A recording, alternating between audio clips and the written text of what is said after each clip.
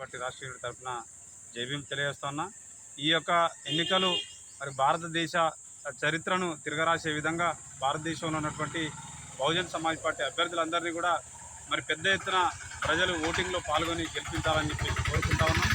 అదే సందర్భంలో కూడా మహబూబాబాద్ పార్లమెంట్ అభ్యర్థి కోరెడ్డి సుజాత గారి ఏనుగుర్తు పైన కూడా అత్యధికంగా ఓట్లు వేసి గెలిపించి మరి తెలంగాణలో బహుజన వాదాన్ని బలంగా వినిపించాలని చెప్పేసి ఈ సందర్భంగా మరి ప్రజలకు కోరుతా ఉన్నాం. ఇదే సందర్భంలో మరి ఆధార్ కార్డు మరి ప్రూఫ్ లేనటువంటి ప్రజల యొక్క ఓట్లను కూడా తిరస్కరిస్తున్నారని చెప్పేసి మరి మా దృష్టికి వచ్చింది. దీన్ని ఆర్ఓ గారి దృష్టికి తీసుకెళ్లగా మేము మరి అక్కడ ఉన్నటువంటి ప్రిసైడింగ్ ఆఫీసర్ తోటి మాట్లాడి ఓటర్లకు ఓటు వేసేటువంటి హక్కును కల్పిస్తామని చెప్పేసి వాళ్ళు తెలపడం జరిగింది. కాబట్టి దయచేసి మనందరికీ మరొక్కసారి విన్నపం చేస్తూ బహుజన్ సమాజ్ పార్టీ అభ్యర్థి కోనేటి సుజాత గారి ఏనుగుర్తు పైన అత్యధికమైనటువంటి ఓట్లు వేసి భారీ మెజార్టీతో గెలిపించాలని చెప్పేసి కోరుతా ఉన్నాం. Darla Shivraj, Bahujan Samaj party parliament incharge, Mahabubabad.